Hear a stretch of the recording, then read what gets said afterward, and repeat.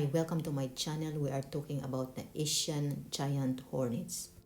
Asian giant hornets have been spotted in the United States, specifically in the Washington state, scientists say. Is it related to the prophecy of Prophet Sado this year, March? Scientists don't know how these giant hornets native to Asia ended up in Washington state. The Asian giant hornet is the world's largest hornet. They prepare to live in the low mountains and forests while almost completely avoiding plains and high altitude climates. The prophecy of Prophet Sado is really close to these hornets.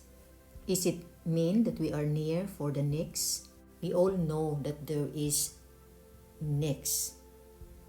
All we have to do right now is be prepared and pray, because only God can protect us. There is none. Only our Heavenly Father.